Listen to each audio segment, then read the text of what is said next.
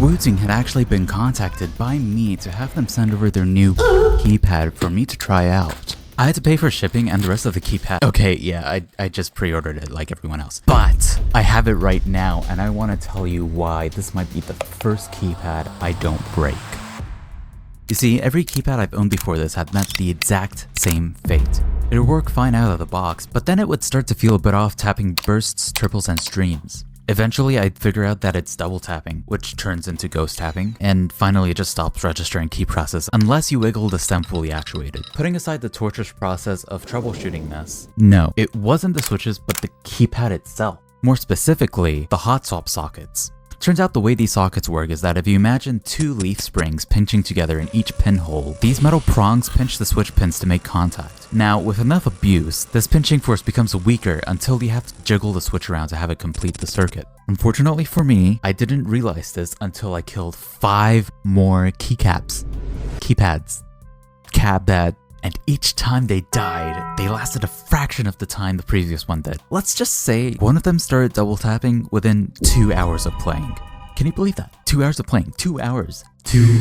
And because of all of this, I just stuck with playing on soldered switches since then. That is, until I heard about the keypad. It packs their magnetic Hall effect switch technology into a 3-key, 1000 Hz, spill-resistant, anti-slip macro pad, marketed entirely towards the OC community. I mean, check out this RGB preset. It's called PP Police. Now, I'm not gonna dwell on how this Hall effect technology works, or how you gotta remember to peel that plastic off the bottom, cause you gotta peel the plastic out of the bottom, you gotta peel, don't forget.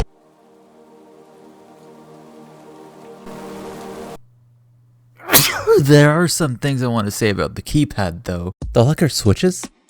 Way lighter than the Cherry MX red springs I'm used to playing with. I really missed not being distracted by my fingers touching the spacebar and other keys. This is a win for any keypad you play with. The keypad does still move around while I play OSU, despite having its anti-slip pad, but that might be due to my specific tapping style and the keypad bouncing bit by bit over time on the desk pad. Now, as cute as these keycaps are, I've been absolutely spoiled by the flat 3D printed keycaps from the Etsy keypad. These keycaps really help me tap more consistently since my fingers tap all over the place while playing.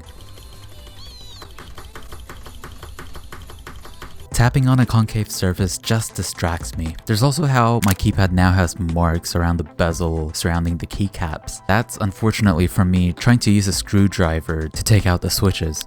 There is just one thing stopping me from fully committing though. It's also a hot swap keypad. The technology is really cool and all, but that same hot swap socket problem that I had on the other— Wait, these hot swap sockets work differently? They don't use the same pinching mechanism as other hot swap sockets? They use contact pads and just use those plastic bits to keep the switches in place? Wait, this might be the first keypad I don't kill then. Real quick, I had to re-record this 3 or 4 times now because I don't know. We just hit 1,000 subscribers and I mean, I don't know. How do I talk about that? I can't really describe how I feel. All I can just really say is that I'm just getting started. There's so much I still want to do. And a lot of that I'm just not going to be able to do without your support. So if you haven't already, please like this video and subscribe to the channel. You guys are great. Thank you. And speaking of being the first thing I don't kill, here's why disabling certain moments as God knows may actually be killing your potential.